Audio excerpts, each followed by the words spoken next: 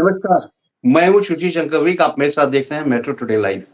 Metro today live में आज जो पैनल पे आए हुए हैं, वो हैं मिस्टर कल्याण जी, कांग्रेस के प्रवक्ता हैं, स्पोक्स पर्सन हैं, जयपुर से सांगानेर के मंडल अध्यक्ष भी हैं। कांग्रेस के प्रवक्ता होने के नाते बहुत एक्टिव हैं, प्लस ये अपना सामाजिक कार्यकर्ता भी एक तरह से हैं। कल्याण जी, आपका बहुत-बहुत स्वागत है मेट्रो टुडे लाइव में। धन्यवाद सर, थैंक यू सर। और दूसरे हमारे साथ जुड़े हुए हैं एडवोकेट ब्रजेश जी। एडवोकेट ब्रजेश जी हाई कोर्ट के वकील हैं जयपुर से और एक सामाजिक कार्यकर्ता भी हैं, प्लस सबसे बड़ा प्लस पॉइंट इनका ये है कि ये एक रिटायर्ड सोल्जर है। तो ब्रजेश जी, आपका स्वागत है मेट्रो टुडे लाइव में। बहुत बहुत धन्यवाद सर, बहुत बहुत धन्यवाद। नमस्कार सर। और जिस तरह की सर आप देख रहे हैं कि सर मौसम बदलते रहते हैं, पहले सर्दी आती है, फिर गर्मी आती है, फिर बरसात आती है। तो इस समय जो बरसात आई हुई है, दिल्ली सहित कई राज्यों में, यानी उत्तर भारत के राज्यों में बारिश के अच्छे आसार हैं। लेकिन बारिश आती तो है, लेकिन आप देखिए त्रासदी लेके आती है साथ-साथ। जैसे दिल्ली में त्रासदी हुई कुछ दिन पहले, 3 बच्चे वहां मारे गए, जो आईएएस अफसर बनने के लिए आए थे। वही हादसा जयपुर में रिपीट हो गया। जयपुर में भी परसों वही हादसा हुआ, कल 3 यहाँ पे जिंदगियां बर्बाद हो गई। 20 मीटर नीचे जो है उन्होंने बना रखे थे तहखाने, उसमें पानी घुस गया। अभी त्रासदी आई है वायनाड में। वायनाड में भी बहुत ज्यादा बारिश हुई है, जिसकी वजह से वहां त्रासदी आई है। और उत्तराखंड में बद्रीनाथ में भी देखिए त्रासदी आ गई है, जहां पे बद्रीनाथ में भी भूखंड हो गया है, इसलिए वहां पे भी बहुत ज्यादा त्रासदी आ गया। हमारे साथ जुड़ चुके हैं ब्रह्मदत्तपुरी जी। ब्रह्मदत्तपुरी जी, आपका बहुत बहुत स्वागत है। ब्रह्मदत्तपुरी जी हमारे साथ जुड़ते हैं प्रयागराज से। और ब्रह्मदत्तपुरी जो है दंडी स्वामी जी संत महंत परिषद के कोषाध्यक्ष हैं, प्लस गंगा गीता रक्षा मंच के भी सदस्य हैं। ब्रह्मदत्त जी, आपको भी बहुत बहुत स्वागत है सर, आपका भी मेट्रो टुडे लाइव में। जैसे दिल्ली सहित कई राज्यों में, उत्तर भारत के राज्यों में हाई अलर्ट भी किया गया है बारिश के करके। तो मैं आपसे शुरू करना चाहता हूं ब्रह्मदत्त जी, आप बताएं, ये बारिश जब आती है तभी लोगों की नींद जागती है। यानी देखिए हर जगह त्रासदी हुई, दिल्ली में त्रासदी हो गई, राजस्थान में हो गई, वायनाड में हो गई, प्लस उत्तराखंड में हो गई। 4 स्टेटों में त्रासदी हो गई है बारिश के कारण। जी जी, बोलिए बोलिए। जी, 2 प्रकार की त्रासदियां होती है। एक होती है प्राकृतिक, और दूसरी ऐसी होती है जो कि किसी कारण से, जैसे प्रकृति और पर्यावरण, इन शब्दों से जुड़ा हुआ संबंध होता है। अच्छा, ये बात जरूरी है, जो आपका इशारा ये है कि हिल क्षेत्र में जो आजकल ज्यादा ये हो रहा है। जी जी, हिल क्षेत्र में स्वाभाविक है कि वहाँ पहाड़ होते हैं, तो पहाड़ों का एरिया जो होता है, आपस में पत्थर से पत्थर मिले होते हैं, टकराए होते हैं, तो अंदर खोखरापन रहता है उनके। कभी जैसे मान लिया जाए भूकंप आ जाए, और भूकंप के आते जो है वो आपस में पत्थर इधर से उधर होकर एक दूसरे के साथ सटते और बीच में खोखरापन रहता है। तो जब बारिश होती है तो बारिश होने के बाद वो जो खोखरापन है वो धीरे धीरे रिसक के जल अंदर घुसता है और उन पत्थरों को खाली करता है, और वो पत्थर फिर धीरे धीरे पहाड़ को कटाव का रूप धारण कर लेते हैं। एक तो इस प्रकार से जो है पहाड़ गिरते हैं, रिढ़कते हैं। दूसरा प्राकृतिक रूप यह है कि जैसे बादल का फटना, ज्यादातर घटनाएं ऐसे हुई है। और हिमाचल में जो एक घटना हुई है, वो जब डाम टूटा वहां से, तो डाम टूटने के कारण से जो है पानी की इतनी बड़ी तीव्र गति हो गई कि लोगों को बचने का जो है मौका नहीं मिला। कुछ जितने बचना चाह रहे थे भाग गए लोग, और कई तो जो है अभी 10 लोग तो लापता बताए जा रहे हैं।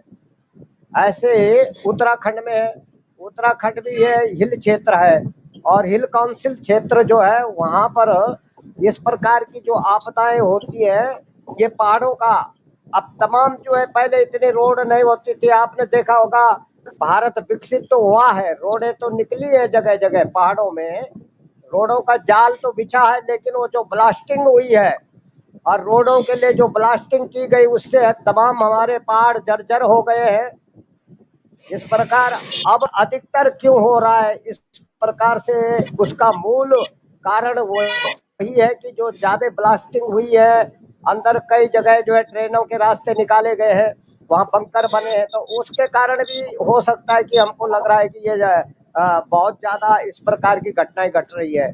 और बादल क्यों ब्रह्मदत्त फटते जी हैं? देखिए, हरिद्वार में भी इतनी ज्यादा बारिश हो गई है कि वहां पे जी एक कांवड़ जी ने अपना ट्रक खड़ा किया था, वो ट्रक ही पानी में बह गया। प्लस वहां पे जो जानवर हैं, गाय भैंस, वो भी पानी में तैर रही हैं। इतनी ज्यादा वहां पे बारिश हो गई है हरिद्वार में। तो आप देखिए, हर जगह जी बारिश का इस समय कहर वो है। जैसा कि आप जानते भी हैं हर कि दिल्ली में भी अभी कहर हुआ है बारिश का, जिससे कि 3 बच्चों की जिंदगी चली गई। तो जी जी प्रशासन तो सो रहा है, प्रशासन तो सोएगा ही, एक लेकिन बात हम लोगों अब को भी सही, क्या करना चाहिए।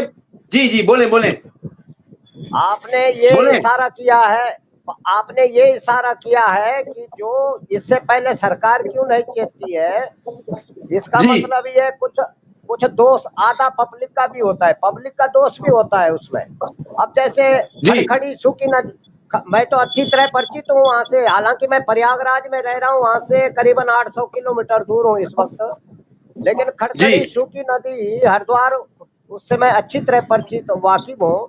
वहां होता क्या है जी नारायण, उसका खड़खड़ी सूखी नदी इसलिए उसका नाम पड़ा कि सूखी रहती है, पानी का नाम नहीं होता, वहां बरसात में आता है जी बस। जी जी तो जब ये सरकार को इतना मालूम है केवल बरसात में ही आता है, तो बरसात के समय वो उनको इंतजाम कर देना चाहिए, लोगों को जो है सचेत करके बाहर खाली करा देना चाहिए, वहाँ सबको अलाउंस कर दे सरकार की यहाँ कोई गाड़ी खड़ी ना करे, इस प्रकार की व्यवस्थाएं करनी चाहिए। वो कन्या उस एरिया का तो हाई अलर्ट कर देना चाहिए प्रशासन को। प्रशासन देखिए मौन उतने रहता है इसमें। कावड़ के समय बहुत भीड़ भाड़ होती है, बहुत ज्यादा पॉपुलेशन बढ़ जाता है, और ऐसे समय में और बरसात में ही वहाँ पानी भरता है, बरसात में कावड़ चलती है। इसलिए इन जी दोनों बातों को मद्देनजर रखते हुए सरकार को वहां पर ऐसा कुछ कार्य अभी भी सचेते, कोई बात नहीं, सावधानी बरते, और इस तरह का जो जब जब बारिश तकड़ी वहां होती है तब ऐसा होता है, बाकी सूखे समय में कुछ नहीं होता। पर जब बारिश का ये मौसम विभाग पहले ही सचेत कर रहा है कि इतने दिन बारिश होगी, तो क्यों नहीं उससे पहले लोग सचेत होते। ये जी भी जी बात जी है, कुछ कुछ हमको ऐसा अनुभव हो रहा है। और दूसरी बात यह है कि इस प्रकार की जब दुर्घटनाएं घटती है, और प्राकृतिक जो आपदा की बात आप कर रहे थे, प्राकृतिक जो कुछ ऐसी घटनाएं घटती हैं, बादल का फट जाना या अचानक ऐसा हो, तो उसमें तो सरकार भी क्या करेगी या कोई व्यक्ति कुछ नहीं कर सकता है, वो प्राकृतिक आपदा है। जैसे आपके वहां हो गया, ये केरला में हो गया, ये प्राकृतिक आपदाएं हो जाती है, ये पर इसका इसके इसकी जिम्मेदारी पूरी पब्लिक और पूरे भारत की जनता की है, क्योंकि हम जी जितना आज आज क्लाइमेट हमारा बिगड़ रहा है, जो प्रदूषण हो रहा है, जो हम ये कचरा बना रहे हैं, तमाम जगह जगह ढेर लगे हैं, और प्लास्टिक का कचरा हम हिमालय तक तीर्थों में लोग जा रहे हैं, जाके वहाँ प्लास्टिक की बोतलें फेंक के आ रहे हैं, बहुत ढेर के ढेर लगे, अगर आप देखेंगे तो इस तरह से कुछ इन तीर्थ यात्रियों को जो लोग जाते हैं, तो उनको भी तो उनका भी तो जिम्मेदारी बनती है कि हम उस कचरे को वहां न फेंके, जैसा भरी बोतल पानी की लेंगे तो खाली तो ला सकता है आराम से, उसका जी कितना जी वजन होता है, 1 ग्राम 2 ग्राम वजन होता है। जब वो ले गया 1 लीटर की बोतल, तब तो वो चढ़ाई चढ़ के ले गया, लेकिन जब उतरना है तो तब उससे 2 ग्राम की बोतल नहीं आई वापस। तो ये भी समझना पड़ेगा भारत की जनता को, धर्म का मतलब ये होता है कि धर्म का मतलब उसको धर्म कहते हैं, धर्म इसको नहीं कहते कि तीर्थों में जाके कचरा फैलाओ, धर्म उसको कहते हैं कि धारण करना, यानी अनुशासित और अपने क्षेत्रों को पवित्र रखना। अगर वहां जाते हैं हम, तो हमारा भी तो धर्म बनता है उस जगह को। और जी जी 50% जो है उनका भी अधिकार, उनकी भी जिम्मेदारी, जवाबदेही होती है, जो वहाँ तीर्थ स्थलों में प्रबंधक है, कार्यकर्ता है, जो लोग देखते हैं, जी देख रेख करते हैं। ये जो जी प्लास्टिक ज्यादा बढ़ रहा है, प्रदूषण बढ़ रहा है, इससे होता क्या है कि ऊपर जो उसका जो क्लाइमेट जो सिस्टम जो है, ऊपर से बादलों को जो है वो डिसबैलेंस कर देता है, और डिसबैलेंस जी जी करने से क्या होता है कि वो एक जगह पे सारे बादल इकट्ठे हो जाते हैं, वही प्रदूषण का कारण है। और उससे जो है जी एक जी ही जगह पे बरस जाते हैं, इसलिए ये बादल जी जी फटता है। तो शायद हो सकता है, ये तो ठीक वैज्ञानिक भी। जी ठीक है, आपके पास दोबारा मैं आऊंगा। कल्याण जी, जी आप देखिए, जी 3 दिन पहले जो त्रासदी हुई थी दिल्ली में, जहां पे कि जी बेसमेंट में पानी घुस गया था और वहां 3 बच्चों की मौत हो गई। सेम त्रासदी आपके जयपुर राजस्थान में हुई है। कंडीशन सेम है। बारिश बहुत हुई है, अभी भी हो रही है बारिश राजस्थान में। जयपुर में बहुत ज्यादा बारिश हो रही है, लेकिन चीज वही है, प्रशासन बिल्कुल नहीं सचेता। यहाँ पे अगर ये सचेत जाता तो ये दुर्घटना बच सकती थी, लेकिन दुर्घटना ये हो गई। दुर्घटना होने के बाद ये प्रशासन अपने को आंखें खोल रहा है। आप इसके बारे में कुछ कमेंट करें। देखिए, सबसे बड़ी बात तो ये जी है कल्याण जी। कि इसमें सरकार के साथ साथ में जनता का भी अहम रोल है। हम धीरे धीरे पेड़ों की कटाई करते जा रहे हैं और पत्थरों की बिल्डिंगें खड़ी कल्याण जी, करते वो जा तो रहे बाद हैं। में ठीक है, बोले आप, इससे बोले। इसी से पर्यावरण खत्म हो रहा है। और पर्यावरण खत्म होने की वजह से ही ये परिस्थितियां आ रही है। जहाँ पर बारिश होनी चाहिए थी वहाँ पर बारिश नहीं हो रही है, जहाँ बारिश होनी चाहिए थी वहाँ बारिश नहीं हो रही, क्योंकि जैसा कि अभी आचार्य जी ने बताया, गुरु जी ने बताया कि एनवायरमेंट जो है डिसबैलेंस हो रहा है। आप देखिए जी कि कश्मीर में अभी 37 डिग्री टेम्परेचर रहा है। कश्मीर में 35 डिग्री टेम्परेचर होने की ये पर्यावरण का डिसबैलेंस ही है, क्योंकि हम पेड़ पौधों को काटते जा रहे हैं, ध्यान नहीं दे रहे हैं, नालों की सफाई नहीं कर रहे हैं, घपलेबाजी कर रहे हैं, पैसा सारा उठा रहे हैं और प्रॉपर तरीके से काम नहीं कर रहे। इसलिए ये प्रयास सरकार के साथ साथ में जनता की भी जिम्मेदारी है, क्योंकि जनता देखती है जगह जगह मिलती है वहीं पे अपना बेसमेंट बना लिया, बिल्डिंग खड़ी कर ली, किराया चालू कर लिया। तो ये चीजें, क्योंकि प्रकृति को हम नहीं रोक सकते, प्रकृति तो अपना काम कर रही है। बारिश का मौसम है, बारिश आएगी। अब बारिश को आपको कैसे मैनेज करना है? पहले पेड़ पौधे हुआ करते थे, पहाड़ हुआ करते थे, तो वो बैलेंस रहता था। अगर बारिश गिरती थी तो वहीं पे वो समायोजित हो जाती थी। अब पेड़ नहीं है, खाली सूखे पेड़, सूखे पहाड़ पे बारिश जी गिरती जी है तो मिट्टी को साथ में कटाव करती है, और जब मिट्टी कटती है तो वहाँ धीरे धीरे करके सारा का सारा इस तरह का जो एक सैलाब आता है, जैसा वायनाड में देखा आपने, अभी मंडी शिमला जी में देखा आपने, कश्मीर में देखा और हिमाचल में चल रहा है। अब 251 मौतें हो गई वायनाड में, और सरकार एक दूसरे पे लिपापोती वाला काम चल रहा है कि ये इसकी गलती है, इसकी गलती है। कोई भी प्रशासन वाले कल्याण जी, सियासत तो होगी ही। अब जयपुर में सियासत नहीं हो रही है क्या? जयपुर में भी देखिए सियासत इसलिए हो रही है क्योंकि अंडरग्राउंड जो बनाया है प्रशासन के नजर में था, जो हमारी बिल्कुल जेडीए है बिल्कुल, उसकी नजर में था, जो अंडरग्राउंड बन रहा है। सारे लोगों मैं ने बिल्कुल उसमें पैसे खाए हुए हैं, और जितने भी वहां कंस्ट्रक्शन है वो सारे इलीगल कंस्ट्रक्शन है। बेसमेंट में 20-20 फुट नीचे, 20 फुट किसको कहते हैं साहब? क्योंकि बाहर मैं से लोग आपकी आए हैं, रहने की जगह नहीं है। जी मैं जी, आपकी बोले बात से बोले। 101% सहमत हूँ।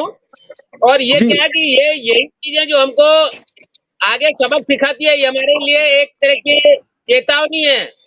अगर हम जी नहीं जी कहते और 20-20 फीट 30-30 फीट अगर बेसमेंट बना लिए अपने स्वार्थ के लिए, धीरे धीरे करके वो बिल्डिंग जमींदोज हो जाएगी, मिट्टी में मिल जाएगी। इसलिए प्रशासन को भी चेतना चाहिए और आम जनता को भी सोचना चाहिए कि ऐसे कार्य नहीं करे जिससे खुद का तो पेट भरे, बाकी दूसरा भले ही मरे। तो ये चीजें ठीक नहीं है। प्रशासन को थोड़ा सा ध्यान देना चाहिए, नदी नाले टाइम टू टाइम साफ होने चाहिए, और जो जेडीए ने जो नियम कानून बना रखे हैं, अगर उसके जी अगेंस्ट कोई जाता है तो उसको तोड़ना चाहिए, उसको डिमोलिश करना चाहिए और उस पर पेनल्टी लगानी चाहिए। अगर ये नहीं लगाएंगे और पैसे खाकर इस तरह का काम करते रहे, चाहे गवर्नमेंट कोई भी हो। देखो, गवर्नमेंट में खाली नेता चेंज होते हैं, गवर्नमेंट चेंज होती है, काम करने वाले कर्मचारी वही रहते हैं।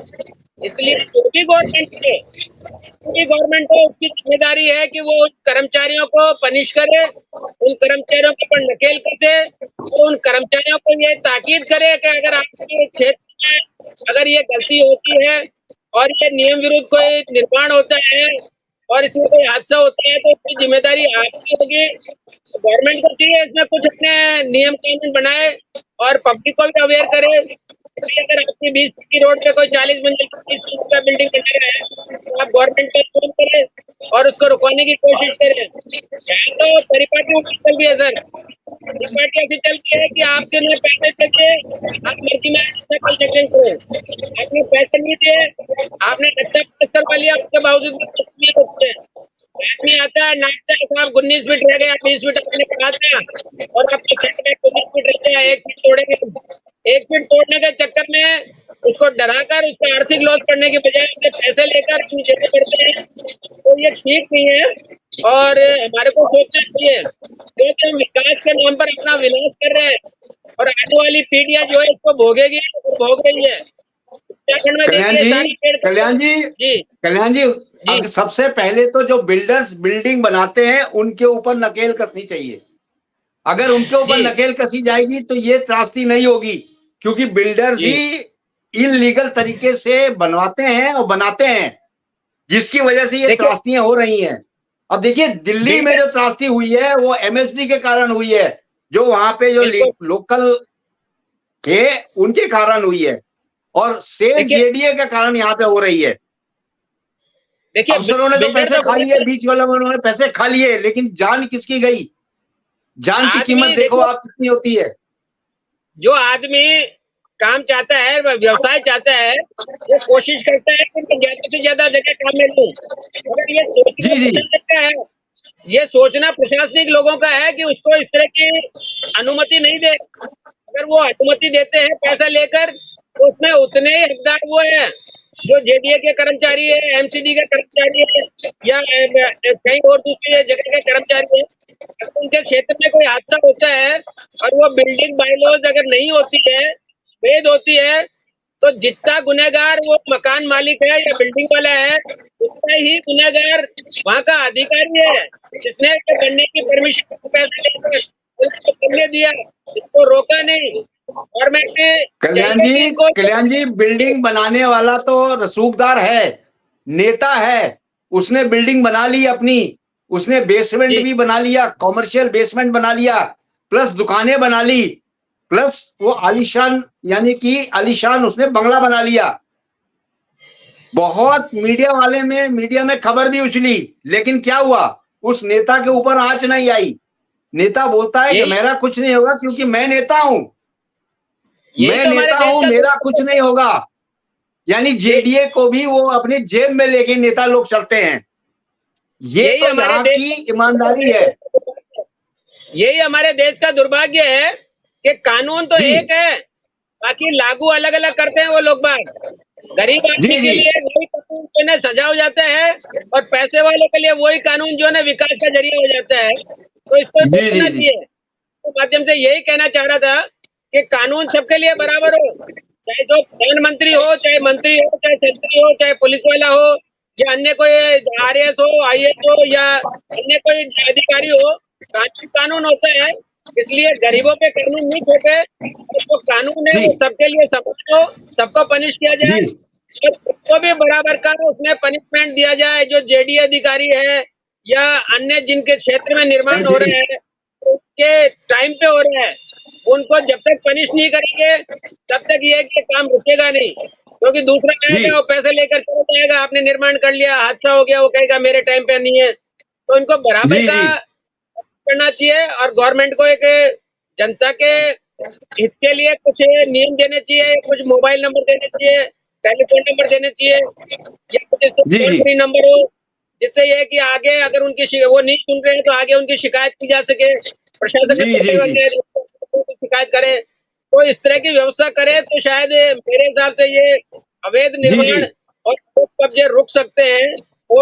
जी ब्रजेश जी, आपसे मैं सीधा सवाल ये करना चाहता हूं कि आप तो हाई कोर्ट के वकील हैं, आप ये बताइए इंसान की जिंदगी इतनी आसान हो गई है कि वो उसकी मौत हो जाए, उसकी मौत हो जाने के बाद ये कुछ मुआवजा दे देते हैं, बस यहीं तक सीमित है क्या इंसान की जिंदगी? और इंसान की जिंदगी जो है ली किसने है? बारिश ने। बारिश ने ली इसलिए क्योंकि उसको रहने के लिए नीचे बेसमेंट में दिया गया, बेसमेंट में हर काम हो रहा था। तो आप ये बताएं कि क्या इंसान की जिंदगी इतनी सस्ती है कि उसको मार दो, उसको मुआवजा दे दो, कुछ दिनों के बाद फिर भूल जाओ, लेकिन सिस्टम को सही नहीं करना है। इसके बारे में क्या ख्याल है आपका? जी जी ब्रजेश जी। जो बात बताया कि इंसान की जिंदगी कितनी सस्ती हो गई है, बिल्कुल आप इस बात की हमें बिल्कुल चिंता है। देखिए सर कि दिल्ली में 3 मौतें हुई और तीनों यूपीएससी की तैयारी कर रहे थे। सेम जी अभी जी जयपुर में जो है 3 मृत्यु हुई है और उनमें जी कॉमन कारण आया बेसमेंट। जी बेसमेंट जी अब इसके लिए मैं सर थोड़ा सा बेसमेंट शब्द पर बता देता हूँ आपको कि बिल्कुल बिल्कुल बोला है। 1970 में भारत ने एक गाइडलाइन बनाई थी, कोड बनाया था, पूरी संहिता बनी थी, उसको बोलते हैं नेशनल बिल्डिंग कोड, राष्ट्रीय जी भवन संहिता बनी थी। जैसे हमारा राष्ट्रीय अपराध मतलब हमारे जैसे अपराध संहिता है, सिविल संहिता है, ऐसे ही जी जैसे रेवेन्यू कोड है, ऐसे ही पूरा बिल्डिंग कोड बनाया था, कंप्लीट कॉम्प्रहेंसिव कोड बनाया था, जिसको 1983 में जिसको सन 1983 में और सन 2005 में और उसको जो है संशोधित किया गया, उसमें अच्छे प्रावधान जोड़े गए जी और उसमें बहुत अच्छी बात लिखी गई है। छोटे-छोटे आपके इवन रोशनदान, खिड़की, किचन की साइज़ क्या होगी, दरवाजे की साइज़ क्या होगी, माइन्यूटली बहुत छोटी-छोटी चीज़ें लिखी गई हैं। तो जी इसमें मैं बताऊँ के लिए बेसमेंट का भी बताया गया है कि बेसमेंट की ऊँचाई कितनी होनी चाहिए। डायरेक्ट जो भी रोड है, उस रोड से बेसमेंट कनेक्ट नहीं होना चाहिए। करेक्ट। बेसमेंट का जो गेट है वो रोड पर नहीं खुलेगा, एक ये गाइडलाइन कंपल्सरी है। लेकिन आपने देखा कि दिल्ली में जो हुआ था वो डायरेक्ट रोड से पानी आया था उसमें, इसका मतलब डायरेक्ट रोड से कनेक्टिविटी थी। दूसरा उसकी गाइडलाइन है सर बेसमेंट की, कि जो उसकी जो हाइट है बेसमेंट की, जो बेसमेंट की जो हाइट है रोड से कम 1 मीटर ऊंचाई तक होनी चाहिए। नीचे आपने ले लिया जी जी और कम से कम ऊपर भी, रोड से ऊपर भी कम से कम 1 मीटर होना चाहिए और मेन रोड पर उसका गेट ना खोले, जबकि अंदर की तरफ जो गेट होगा कहीं वहां से गेट खुले वो। तो ये गाइडलाइन जी कहीं फॉलो नहीं हुई। कारण कारण उसका ये है सर कि ये जो सिटी है ना हमारी, ये जी मोटापे की तरफ फूलती जा रही है। जो हमारी सिटी है ये मोटापे की तरफ फूलती जा रही है। सिटी की भी एक लिमिट होनी चाहिए कि उसकी रेडियस 10 किलोमीटर की हो या 12 किलोमीटर की हो, उससे ज्यादा नहीं होनी चाहिए। आपको एक बात बताऊं, हालांकि मैंने न्यूज पढ़ा था अभी, जैसे दिल्ली हाई कोर्ट में याचिका दायर की गई, तो उसमें नगर निगम दिल्ली, दिल्ली पुलिस, केंद्र सरकार और आपके जो दिल्ली सरकार, इनको सबको जब पार्टी बनाया गया तो कोई जी भी जवाब नहीं दे पा रहा है कि दिल्ली सिटी बसाई किस पर्पज से थी एग्जैक्टली। और दिल्ली की क्षमता, हालांकि अभी जो कागज है वो अपुष्टक है, दिल्ली की क्षमता केवल 60 लाख लोगों की है और वहां पर रह रहे हैं 3.3 करोड़ लोग। जी मतलब कम से कम 6 गुना जो दिल्ली की क्षमता है उससे कम से कम 6 गुना ज्यादा लोग वहां पर रह रहे हैं। तो जो जी जी हाई कोर्ट ने 1970 से आपने गाइडलाइन बना रखी है, तो ये लोग जो अवैध कॉलोनियां बन रही हैं, ये बिल्डर काम कर रहे हैं, इस पर लगाम लगाने के लिए आपने क्या किया अभी तक? तो कोई भी जवाब नहीं दे रहा है इस बात के लिए कि हमने क्या किया। अवैध कॉलोनी है, जी 5,000 8,000 कॉलोनी। आपने नाम सुना होगा कि जब कॉलोनी बन जाती है तो बोले, पहले तो बोलते हैं 2 4 5 साल तक ये कॉलोनी अवैध है, अवैध है, लेकिन फिर जी जी अचानक पता चलता है कि बाद में बोलते हैं इसको हम रेगुलराइज कर रहे हैं। एक शब्द हमने हाँ सुना जी है, हाँ जी इन कॉलोनी को हम नियमितीकरण कर रहे हैं। नियमितीकरण करने से ये नहीं कि जो सिटी का पैमाना बदल जाएगा। नियमितीकरण से तो केवल इतना हो जाता है कि जो रहने उनको उजाड़ो मत, वहीं पर रहने दो। लेकिन ये जो सिटी की जो अर्बन प्लानिंग है, अर्बन प्लानिंग की जो सिस्टम है वो खत्म हो रहा है। दूसरा मैं यहाँ जी पर एक बात और वीडियो को बताता हूँ आपको, जो बेसमेंट का रूल और क्या है। बेसमेंट आपका जो है कॉमर्शियल यूज के लिए, आपके स्टोर के लिए, पार्किंग के लिए, एसी वगैरह के लिए, या आपके ऐसा सामान वगैरह जो यूज करने के लिए नॉर्मल हम डेली यूज नहीं कर रहे, ऐसे सामान के लिए आप कर सकते हैं यूज। लेकिन उसमें ऑफिस, उसमें कोई भी कॉमर्शियल एक्टिविटी, कोई भी उसमें मानव एंट्री, ह्यूमन एंट्री डेली ऐसी नहीं हो रही होगी। हो, ऐसे यूज नहीं करना है। ऐसा नहीं है कि आप अपने बेसमेंट को डाइनिंग रूम बना लें। लेकिन सर जी इसका जी हो क्यों, इसका एक कारण ये होता है कि जो सरकार, देखिए सर लड़ाई थोड़ी लंबी है, मैं थोड़ा सा 2 मिनट और लूंगा कि जो नहीं नहीं, बिल्कुल सरकार क्या बिल्कुल, आप बोले करती है, बोले। सरकार क्या करती है सर कि एक सिटी को बहुत बड़ा एक बादशाह बना देती है, बहुत बड़ा एक राजा बना देती है, और वहां पर जी वो अपने हिसाब से, विशेष तौर पर जो राज्य की राजधानी है वहां पर क्या है कि नेता लोग रहते हैं, आईएएस आईपीएस रहते हैं, जुडिशरी रहती है, तो वो अपने लिए पूरी सुविधाएं, सुख सुविधाएं पहले वहां पर लाते हैं। तो उन सुख सुविधाओं को देखकर, मृग मरीचिका समझकर आम जनता भी उन सिटीज में भागती है, और वहां से बात फिर थी। क्या होता है सर कि लीगल इलीगल कॉलोनियां कटती हैं। तो उसके चक्कर में फिर क्या होता है, मान लीजिए मेरा घर यहाँ पर आ गया, तो मैं क्या चाहता हूँ, मेरी जमीन का फिर मैक्सिमम यूज चाहिए। मेरा सोचता हूँ कि साहब मेरी जमीन प्राइम लोकेशन पर आ गई, तो मेरे पास जमीन तो फालतू की, ऊपर भी ज्यादा चढ़ाऊंगा तो मेरी नजरों में आ जाएगा, जेडी की नजरों में आ जाएगा, नगर निगम की नजरों में आ जाऊंगा मैं। तो मैं क्या करता हूँ जी उसके जी चक्कर में नीचे पाताल लोक के रास्ता पे काम करता हूँ फिर। तो ये क्या है सर, इसके लिए सरकार की एक लॉन्ग टर्म प्लानिंग एक ये भी होनी चाहिए कि जो सरकारी सुविधाएं हैं, सरकार के द्वारा, राज्य के द्वारा जो दी जाने वाली प्रशासनिक सुविधा वगैरह हैं, ये हर जिला मुख्यालय पर मौलिक सुविधाएं होनी चाहिए। जो दिल्ली में हुआ वो कोचिंग के चक्कर में हुआ सर। अब एक प्रश्न ये भी आता है कि यूपीएससी की तैयारी क्या दिल्ली में ही केवल हो सकती है, भारत के दूसरे क्षेत्रों में नहीं हो सकती क्या? तो जी जी राज्य की सरकार को ये चाहिए कि शिक्षा का अधिकार हमारा सबका है। जब शिक्षा का अधिकार हमारा संवैधानिक अधिकार है, आर्टिकल 21A में ये लिख दिया 2002 में कि सबको शिक्षा कंपलसरी देनी है, तो वो शिक्षा समान रूप से हर जिले में बनाओ ना। आप एक हॉस्टल बनाओ हर जिले में, सरकारी हॉस्टल बनाइए, जी वहां पर बच्चों को फैसिलिटी दीजिए, वहां पर वाईफाई की फैसिलिटी दीजिए। आज इंटरनेट कनेक्टिविटी है, वाईफाई की फैसिलिटी दीजिए। इससे क्या होगा कि जो बच्चों का एक जगह पर कंसंट्रेशन नहीं होगा। आप यहाँ पर जयपुर में देख लीजिए, गोपालपुरा बाईपास के आसपास, रिद्धि सिद्धि सर्कल के आसपास कम से कम 20,000 बच्चे उस रोड पर जो है आपका गुजर की खड़ी और गोपालपुरा बाईपास जो है आपका, उस रोड पर कम से कम 20,000 बच्चे रोड पर बेचारे निकलते दिखेंगे आपको, सुबह 7 बजे से लेकर रात को 8-9 बजे तक। जी यहाँ जी पर जी मतलब जान की समस्या हो सही जाती हब है बना हुआ है। उन बच्चों का, उन बच्चों को तो बेचारों को पता नहीं है। लेकिन इस सरकार की गलती है कि ये हर जिला स्तर पर कम से कम करे ये सुविधाएं कि भाई आप कोचिंग लीजिए, वहां पर करिए, और वहां पर आपको वाईफाई फैसिलिटी सारी चीजें मिलेंगी। और वहां पर दूसरे क्या करते हैं कि एग्जाम सेंटर, बड़ी बड़ी कोचिंग एक जगह पर बना देते हैं, वहां से जो प्रॉब्लम आती है। और उन कोचिंगों में जब बच्चे पढ़ते हैं तो फिर आजू बाजू के लोग भी किराए भाड़े पर चढ़ाने के चक्कर में 1 मंजिल 2 मंजिल 3 मंजिल बनाते जाते हैं, जी और जी जब जी ऊपर जी लोग बिल्डिंग को तोड़ के फिर वही पाताल का रास्ता अपनाते हैं। तो करेक्ट करेक्ट, ये बिल्कुल सही। जो है, ये सर जब तक आप नेशनल बिल्डिंग कोड का पालन नहीं करोगे, और दूसरा जो हमारे बिल्डिंग कोड का वायलेशन को एक अपराध घोषित किया जाना चाहिए, पेनल्टी नहीं, उस पर सजा का प्रावधान होना चाहिए। इसमें रियल एस्टेट को अगर वायलेशन कोई करता है तो उसमें एक सजा का प्रावधान होना चाहिए, कठोर सजा का प्रावधान होना चाहिए।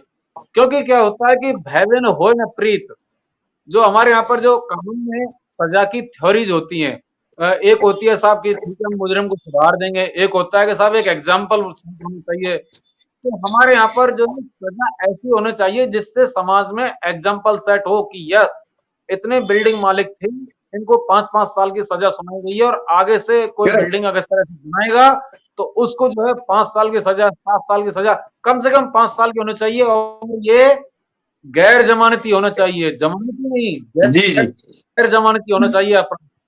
क्योंकि सर क्या होता है, अपनी जानों से जब हम खेलते हैं, 10 लाख 5 लाख रुपए किसी माँ बाप के लिए किसी बच्चे की कीमत नहीं हो सकती है। नहीं हो जो हमारे सकती। केरल में थे, एक बच्चा जो है केरल का था बेचारा, या फिर तमिलनाडु का था, उसके पेरेंट्स ने बोल दिया कि हमें 10 लाख रुपए नहीं चाहिए। लेफ्टिनेंट नहीं गवर्नर साहब ने चाहिए। दिल्ली के ने उनको 10 लाख रुपए का अनाउंसमेंट किया था, बोले 10 लाख रुपए नहीं चाहिए, हमें ये चाहिए कि इसके लिए नियम क्या है, आपके कानून कहाँ है, नियम कानून का पालन क्यों नहीं हो रहा है, और कठोर कानून क्या है वो क्यों नहीं हो रहा है, भविष्य में क्या करने वाली है सरकार, ये हमको बताए। तो सर जब तक ये अपराध घोषित नहीं करोगे इसको, और इसको गैर जमानती अपराध घोषित नहीं करोगे, ये घटनाएं जब तक होती रहती हैं। क्योंकि जी जी कानून तो है, लेकिन कानून का डर बहुत नहीं है लोगों में। लोग समझते बिल्कुल हैं सही। कि हमारे कानून तो हमारे, एक वकील को हायर करेंगे और हमको जमानत दिलवा देगा, हमको तो यही कोर्ट से, और फिर रफा दफा 10 साल 20 साल के जी जी कोई नहीं पूछता। तो ये जी सर जी जी चीजें जब तक नहीं होगा, कानून का भय नहीं होगा, अगर बिल्डिंग वायलेशन को करने वालों को गैर जमानती अपराध के तहत दोषी नहीं ठहराए जाएंगे, तब तक ये चलता रहेगा। जी, जी बहुत सही जी कहा आपने ब्रजेश जी, बहुत सही कहा। अब मैं स्वामी जी से पूछूंगा, 3-3 मिनट दूंगा, रैप अप करने का टाइम आ गया है। स्वामी जी, सरकार को क्या सुझाव देना चाहते हैं स्वामी जी?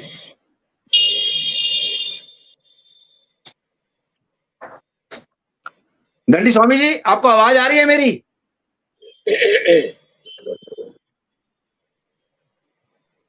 कल्याण जी आप बोलें, कल्याण जी आप बोलें, दंडी स्वामी को जो आवाज नहीं आ रही है, आप बोलिए, सरकार को देखिए, क्या सुझाव देना चाहते हैं?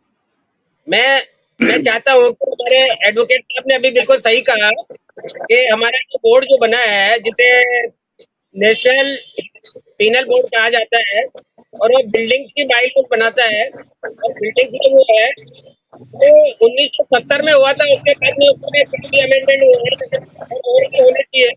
तो जो पब्लिक के हित में हो और जो देश के हित में हो और ऐसी कैजुअलिटीज नहीं हो, तो इस तरह के अगर मान लो इसमें कुछ अमेंडमेंट करने पड़े, उनको करना चाहिए और इसको पूर्ण शक्ति से लागू करना चाहिए। जो बाइलॉज है कि इसमें कितने मंजिल की बिल्डिंग बना सकते हो, कितने फुट की कोर्ट में बना सकते हो, और बेसमेंट कितना होगा, और क्या होगा, तो सारी की सारी चीजें जब तक गवर्नमेंट नहीं करेगी, तब तक हम इस तरह के हादसे होते रहेंगे, इस तरह की चीजें चलती रहेगी।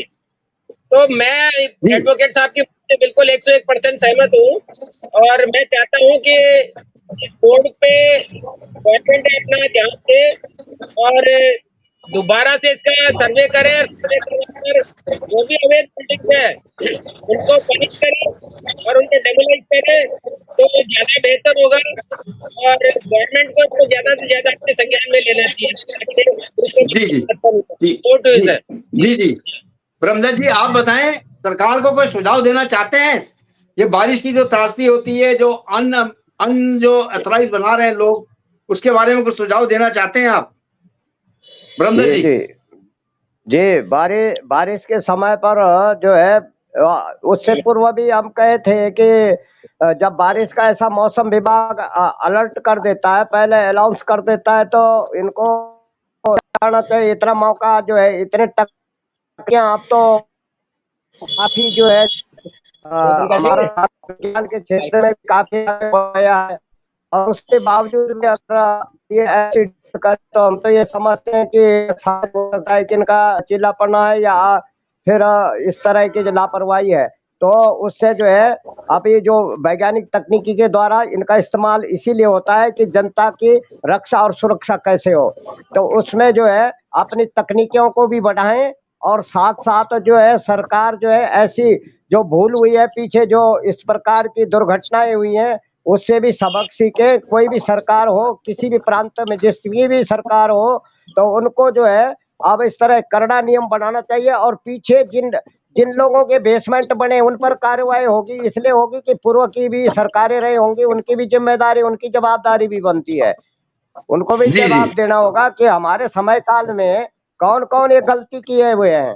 तो ये जांच तो जांच की आंच तो आएगी, इसलिए जो है कि ऐसा नहीं सोचना चाहिए कि अभी वर्तमान सरकार है तो उसके पीछे पड़े रहो, ये भी गलत बात है, किसी की भी हो। लेकिन पूर्व की सरकार, वो नियमावली पूछी जाएगी, जवाबदारी उनकी भी होगी।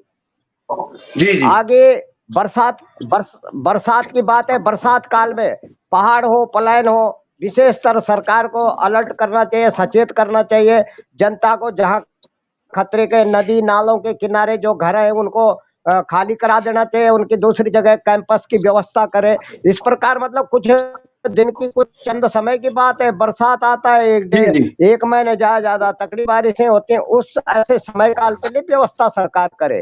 सरकार को जरा और जी ध्यान देना होगा, ये मेरा कहना है, जी मानना है। जी जी जी। जी ब्रजेश और जी, पर्यावरण पर आप ये देखिए, ब्रजेश जी, पर्यावरण को हाँ बचाए बोलिए बोलिए रखे, बोलिए जी। ब्रजेश जी देखिए, आपकी पर्यावरण को भी त्रासदी, बचाने में।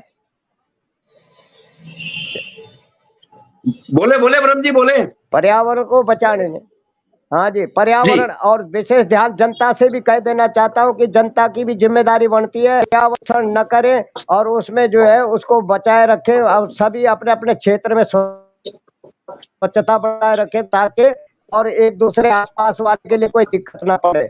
और तीर्थ क्षेत्रों में जाके गंदगी न फैलाएं, गंगा जी में गंदगी न फैलाएं। और इसी प्रकार से भाई यही संदेश देना चाहता हूँ आपके मेट्रो टुडे चैनल के माध्यम से समस्त भारतीय जनता को कि अब जैसे हम स्वच्छता रखेंगे तो हम भी स्वस्थ रहेंगे। इसलिए जो है ये जो प्राकृतिक आपदाएं ज्यादा इसी आ रही है, पर्यावरण कल्चर बिगड़ रहा है। जी जी जी जी जी ब्रजेश जी, इसी का कारण आप है। देखिए हर जगह, हर स्टेट में, हर शहर में, हर जिले में प्रशासन वहां पे अलर्ट होता है।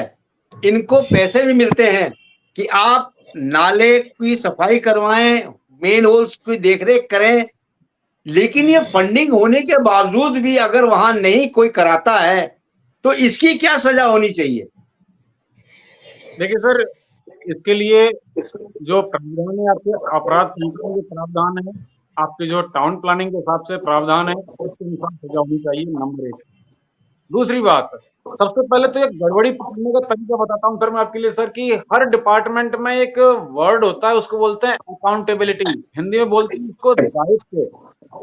दायित्व सुनिश्चित होना कंपलसरी है। उसके लिए क्या है कि सर जैसे हर डिपार्टमेंट का, मैं आपको बताऊं, जैसे हमारे यहाँ पे फोर्स में होता था, आर्मी भी होता है, सिविल में डिपार्टमेंट में होता है, हर डिपार्टमेंट का होता है, इसको बोलते हैं ऑडिट।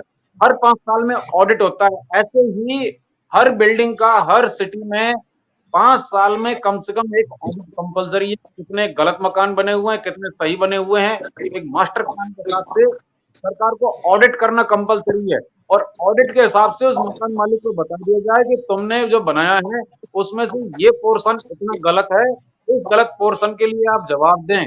और उनको फिर और दूसरा, ये तो हो गई सरकार की जिम्मेदारी, और जो ऑडिट में गड़बड़ी आती है उस गड़बड़ियों को दूर करने का काम सरकार का है। मैं एक आम जनता को बताने देना चाहता हूँ कि ऐसा नहीं है कि आप हेल्पलेस हैं, हेल्पलेस से नहीं, कानून हेल्पलेस है। हर जगह पर भारत के हर क्षेत्र में, हर जिले में एक एसपी लेवल का अफसर होता है, हर जगह थाने होते हैं। और आपको जो है हर सरकार, आज तो जो इलेक्ट्रॉनिक मीडिया का जमाना है, संपर्क पोर्टल है हर राज्य की, आप उस पर कंपलसरी, मैं आपको रिक्वेस्ट करता हूँ, यदि आपकी इस तरह से लगता है कि आज या भविष्य में आपकी जान को खतरा है तो आप शिकायत करें उसकी सरकार से कि साहब हमारे लिए जान का खतरा है, क्योंकि हमारा पढ़ना कंपलसरी है, इसलिए हम इस बिल्डिंग में मजबूरन खड़े हैं, लेकिन ये बिल्डिंग जर्जर हो रखी है, या नियम के अनुसार नहीं है, या फिर मानकों के अनुसार नहीं है, तो आप इसकी शिकायत जरूर करें। जो लोकल बॉडी है उससे शिकायत करें, नगर निगम, नगर परिषद, उनसे शिकायत कर सकते हैं, राज्य सरकार को शिकायत कर सकते हैं, केंद्र सरकार को शिकायत कर सकते हैं, आप वहां के कलेक्टर या एसपी को भी शिकायत कर सकते हैं। तो मैं ये कहना चाहता हूँ कि शिकायत जरूर करें। जब शिकायतें पहुंचेंगी तभी उस पर कार्रवाई होगी। आप ये मान के न चलें कि कोई कुछ नहीं करता है। आप बैठे हो चुपचाप अगर करोगे नहीं तो कोई वैसे भी कुछ नहीं करेगा, लेकिन अगर आपने लिख दिया तो कार्रवाई होगी। तो इसलिए जनता से मैं कहना चाहता हूँ, विशेष तौर पर उन बच्चों से जो पढ़ने के लिए आते हैं दूर दराज के क्षेत्रों से, आपके पास मोबाइल होता है, इलेक्ट्रॉनिक मीडिया का जमाना है, आपको पता है कि इस बिल्डिंग में कोई कमी है, शिकायत कीजिए। एट द सेम टाइम मैं सरकार से भी कहना चाहता हूँ, चाहे वो केंद्र सरकार हो चाहे राज्य सरकार, मैं रिक्वेस्ट करना चाहता हूँ कि आप अपने जो नेशनल बिल्डिंग कोड है उसको रिव्यू करें, और उसमें आपराधिक, उसमें जो वायलेशन है उस वायलेशन को क्रिमिनल एक्ट घोषित करें, क्राइम घोषित करें। वायलेशन करता है तो उसको क्राइम जाएगा, और उसमें जो है सजा की अवधि अच्छी होनी चाहिए, और होना चाहिए पीरियडिकल ऑडिट। हर 5 साल में बिल्डिंग्स का ऑडिट हो, 5 साल 7 साल जो सरकार निर्धारित करे, और उस ऑडिट के हिसाब से मकान मालिक को बताया जाए कि भाई आपकी बिल्डिंग यहाँ ये अवैध है। जी जी कंपलसरी है जी। चलो, आप लोग का बहुत बहुत धन्यवाद, आप आए और मेट्रो टुडे लाइव में अपना कीमती समय दिया। Thank you very much. जय हिंद, जय भारत। जय हिंद, जय भारत सर। जय हिंद।